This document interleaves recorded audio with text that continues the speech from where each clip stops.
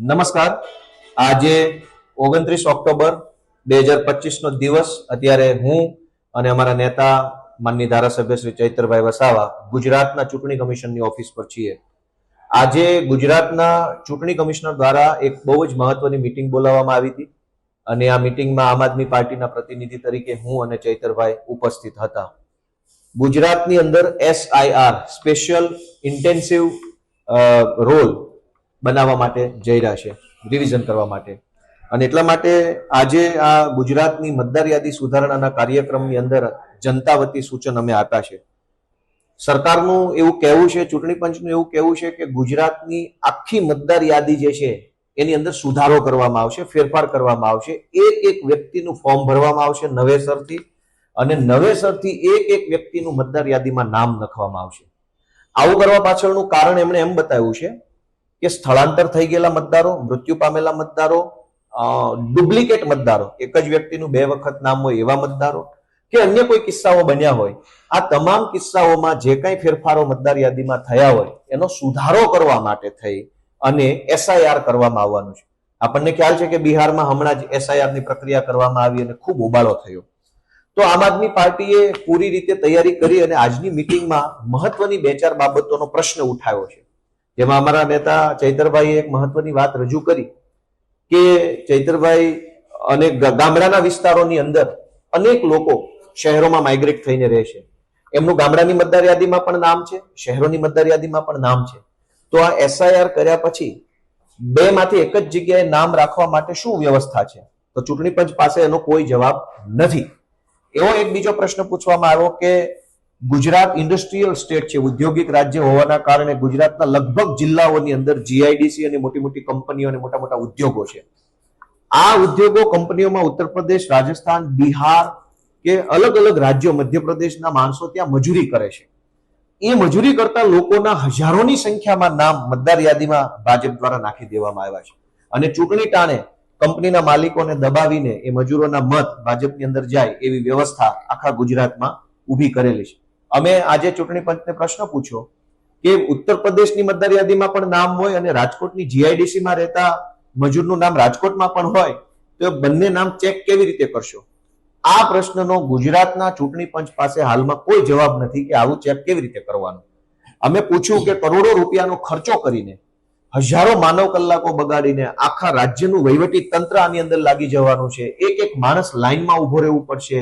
ગરીબ હશે, મજૂર હશે, અભણ હશે, અશક્ત હશે, અપંગ હશે, બીજી ત્રીજી રીતે જે લોકો હશે, બધા ખૂબ હેરાન થશે. અને આટલું બધું કર્યા પછી પણ જો રાજ્યનું ચૂંટણી પંચ કે કેન્દ્રનું ચૂંટણી પંચ ડબલ વોટરને પકડી નહીં શકે કે બિહારમાં પણ નામ હોય અને રાજકોટમાં પણ નામ હોય, અથવા તો જુનાગઢમાં પણ નામ હોય અને અમદાવાદમાં પણ નામ હોય, જો એને પકડી નહીં શકાય ડબલ વોટરને, તો પછી આટલી મોટી પ્રક્રિયા કરવી જોઈએ નહીં. મેં પુરાવા તરીકે મારા હાથમાં એક પુરાવો છે. આ પુરાવો મેં રજૂ કર્યો. આ ફોટો ઢાંકી દઉં છું. આ ફોટો ગુજરાતના એક મહિલાનો છે. આ મહિલાનું નામ એક જ મકાનમાં 3 વખત નોંધાયેલું છે. પોતાના ઘરમાં 3 વખત આ બેન મતદાર છે. એક મહિલાનું આ ચૂંટણી કાર્ડ લઈને મેં રજૂ કર્યું અને ચૂંટણી પંચના જે મેન સાહેબો હતા એને જોઈને ખાલી મારી સામે સ્માઇલ કરી. એની પાસે કોઈ જવાબ જ નથી કે ગોપાલ ઇટાલિયાનો 3 વખત મતદાર યાદીમાં નામ છે. એ જ ફોટો પણ એનો, એ સરનામું પણ એનું, એ ઘર નંબર પણ એનો, અને 3 વખત મત એને અધિકાર મત આપવાનો મતદાર યાદી પ્રમાણે મળ્યો. તો આખી SIR ની જે પ્રક્રિયા થઈ રહી છે એની અંદર આમ આદમી પાર્ટીને તમામ સૈનિકોને સૂચના આપવાની છે આવનારા દિવસોમાં કે આપણે બધાએ મત રક્ષક બનવાનું છે અને મત રક્ષક બની ગુજરાતમાંથી એક પણ માણસની વોટ ચોરી ન થઈ જાય, વોટ કાપી ન જાય ભાજપ, એના માટેની પૂરતી કાળજી રાખવાની છે. ગામડે ગામડે એક વ્યક્તિ સુધી પહોંચી દરેકનું નામ નવી મતદાર યાદીમાં આવી જાય એ માટેની અમારી પૂરી તૈયારી છે. ભાજપને જે પ્રયત્ન કરવા એ કરી લે, પણ આ વખતે એનું હારવાનું ફરજિયાત છે, કેમ કે આ વખતે આમ આદમી પાર્ટી બેઠી છે. આમ આદમી પાર્ટી છે ત્યાં સુધી કોઈ પણ પ્રકારની ગેરરીતિ થવા નહીં દઈએ. વધારે વિગત અમારા ચૈતરભાઈ વસાવા કહેશે. આજે ગુજરાતના મુખ્ય ચૂંટણી અધિકારીએ તમામ સર્વદળીય બેઠક આજે બોલાવી. એમાં અમારા આમ આદમી પાર્ટીના ગુજરાતના નેતા ગોપાલ ઇટાલિયાજી અને અમે ઉપસ્થિત રહ્યા. અમે બંને ધારાસભ્ય એટલા બધા ગુજરાતની જનતાને લઈને ગંભીર હતા કે અમે કીધું કે હમણાં સુધી જે લોકો મૃત્યુ પામતા હતા, જે વહુને આપણે લગ્ન કરીને લાવતા હતા, તો એ રૂટિન પ્રક્રિયામાં એ નામ ચડી જાય ને મૃત્યુ પામે એનું નામ કમી કરી દેતા હતા. બીએલઓ નું એ કાયમનું કામ છે, રૂટિન ચાલે છે.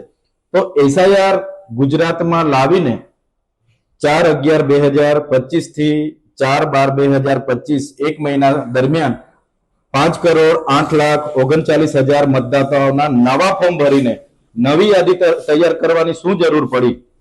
અને છેલ્લે 2002 થી લઈને હમણાં 21 વર્ષમાં ક્યારે આવું થયું નથી, પણ આ વર્ષે જ કેમ સરકારને જરૂર પડી કે અમારે એસઆઈઆર કરવું છે કે જે લોકો મરણ પામ્યા હોય એના નામ અમારે કાઢવા છે? ત્યારે અમે સરકારને પૂછ્યું કે જે લોકો ડુપ્લિકેટ મતદાતાઓ છે, બે જગ્યાએ મત કરે છે, માનો કે અંકલેશ્વરમાં મજૂરી અર્થે આવેલા બિહાર, યુપી, મધ્યપ્રદેશના લોકો પોતાના ગામમાં પણ મતદાન કરે છે અને અંકલેશ્વરમાં મતદાન કરે છે. તો એના માટે ચૂંટણી પંચ પર શું ટેકનિકલી શું સોફ્ટવેર છે કે શું બાબતો છે કે એને આપણે પકડી શકાય? તો ચૂંટણી પંચ પર એનો જવાબ નથી. બીજું, એક જ મહિના માટેનો આ કાર્યક્રમ છે અને આખી મતદાર યાદી નવી બનાવવાની છે. ત્યારે જે લોકો પોતાનું જીવન નિર્વાહ માટે ગામડાઓમાંથી સૌરાષ્ટ્રમાં ખેત મજૂરી કરવા જાય છે, સુગરોમાં મજૂરી કરવા જાય છે, કંપનીઓમાં મજૂરી કરવા જાય છે, અને એ લોકોના ઘરે જ્યારે બીએલઓ જશે અને ઘરને તાળું મારેલું હશે તો એનો ફોટો ક્યાંથી આવશે, એના ડોક્યુમેન્ટ ક્યાંથી લેવામાં આવશે અને એની શું વ્યવસ્થા છે? ત્યારે ચૂંટણી અધિકારી પાસે એનો જવાબ નથી. એ જ પ્રકારે અમે કીધું કે બોર્ડર વિલેજો છે ગુજરાતમાં, ઘણા મધ્યપ્રદેશ, રાજસ્થાન અને મહારાષ્ટ્રની બહેનોને વહુ બનાવીને અહીંયા લાવવામાં આવ્યા છે અને ઘણી અહીંની બહેનોને ત્યાં પણ લગ્ન કરીને આપ્યા છે. ત્યારે એમના પુરાવા કઈ રીતના આપણે મહિનાની અંદર ભેગા કરીશું? ત્યારે ત્યાંની યાદીમાં પણ નામ છે, તે કમી કઈ રીતના થશે? અહીંની યાદીમાં ઉમેરીશું કે કઈ રીતના સિસ્ટમ છે? એનો જવાબ ચૂંટણી પંચ પર નથી.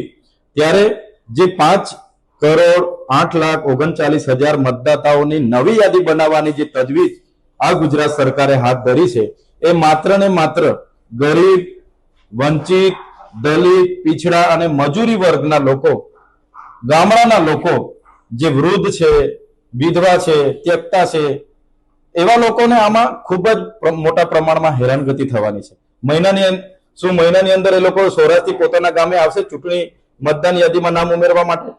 શું એ લોકો રજા પાડશે કંપનીમાં? શું એ લોકો સુગરમાં અઠવાડિયું રજા પાડીને ઘરે જવાના છે? નથી જવાના. ત્યારે આવી ગંભીર બાબતોમાં પણ જે રૂટિન પ્રક્રિયા ચાલે છે એને ફ્રીજ કરી દેવામાં આવી છે અને આખું જે એસઆઈઆર ના નામે જે પ્રજાના ટેક્સના અબજો રૂપિયાનું રાંધણ થવાનું છે, લાખો માનવ કલાકો આમાં બગડવાના છે, અધિકારીઓ આમાં હેરાન થવાના છે.